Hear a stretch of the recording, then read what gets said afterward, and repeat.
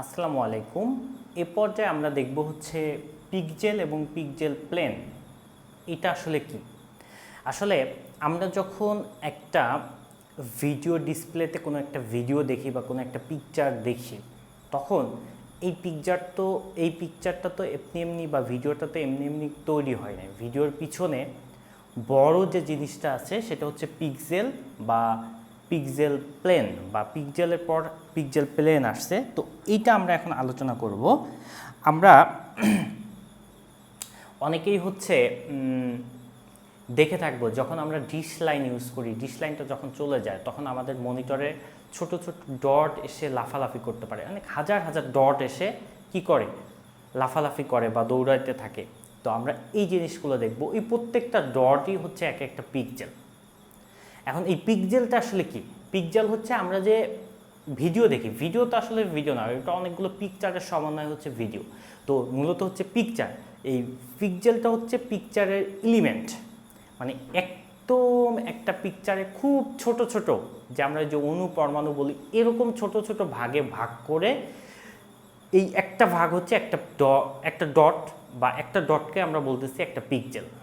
মানে একটা পিকচারকে আমরা এত ছোট বা পরমাণু পরিমাণ ভাগ করেছি, ওই প্রত্যেকটা ভাগ কি একটা পিকচারের এলিমেন্ট। ওই এলিমেন্টগুলোকে আমরা এক একটাকে বলতেছি এক একটা হচ্ছে ডট, আর এই ডটগুলোকে বলতেছি এক একটা পিক্সেল। তাহলে একটা পিকচারের এলিমেন্ট হচ্ছে, বা ক্ষুদ্র ক্ষুদ্রাকৃতির যে এলিমেন্ট, সেটা হচ্ছে পিক্সেল।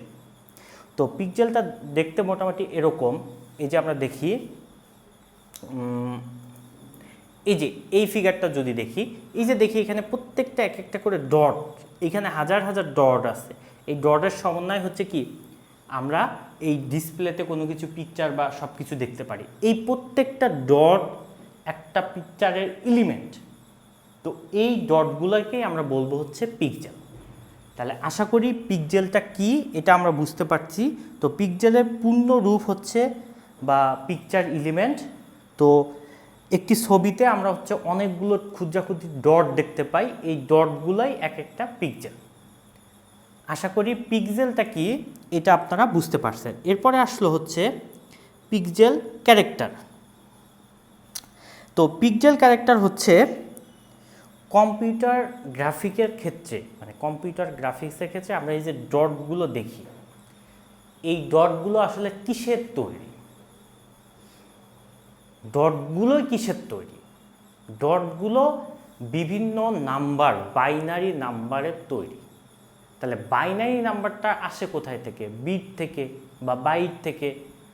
ধরি 8টা বাইনারি নাম্বার, এই যে বিট বাইট আকারে যে আসে নাম্বারগুলো, এগুলো হচ্ছে কি কোনো ভার্টিক্যাল বা হরিজন্টালি লাইন হয়। মানে খুব সহজ কথায়, এই যে এক একটা ডট দেখতেছি, এই এক একটা ডট তৈরির পিছনে কি আছে?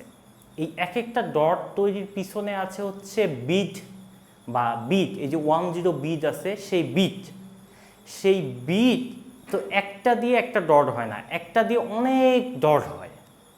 তাহলে এইখানে তো হাজার হাজার কি ডট আছে।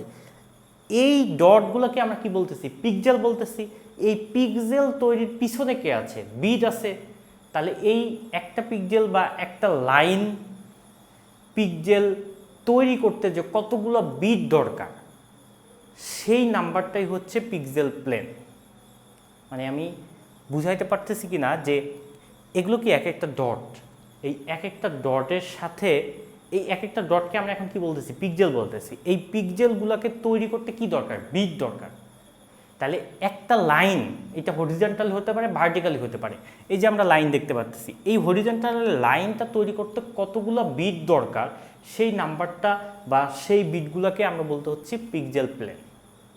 বা এখানে দেখি, এখানে আমাদের কি এই যে ডট একটা লাইন তৈরি হয়েছে, বা এই যে ডটের একটা লাইন তৈরি হয়েছে, এই যে ডটের একটা লাইন তৈরি হয়েছে, তো এই ডটের লাইনটা তৈরি করতে কতগুলো বিট দরকার হয়েছে, সেই বিটগুলাই হচ্ছে পিক্সেল প্লেন।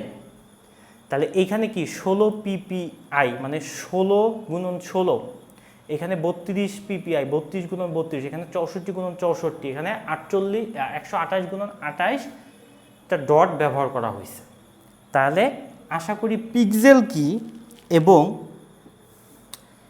এই পিক্সেল প্লেনটা কি এটা বুঝতে পারতেছি। তারপরে আরও বলি যে এই পিক্সেল ডট বা পিক্সেল প্লেন যত বেশি হবে তত হচ্ছে আমাদের কি পিকচারগুলোকে আমরা সুন্দর বা ভিডিওগুলোকে আমরা সুন্দর দেখতে পারবো। তাহলে একটা পিকচারের পিছনে কি থাকে, পিক্সেল থাকে। আর একটা পিক্সেল তৈরি হইতে কতগুলো বিট দরকার, এক লাইন বা একটা হরিজন্টালি লাইন বা ভার্টিক্যালি লাইন তৈরি হইতে যে কতগুলো বিট দরকার বা একটা পিক্সেল তৈরি হতে যতগুলো বিট দরকার সেটা হচ্ছে আমাদের পিক্সেল প্লেন। তো আশা করি আপনারা বুঝতে পারছেন। ধন্যবাদ সবাইকে।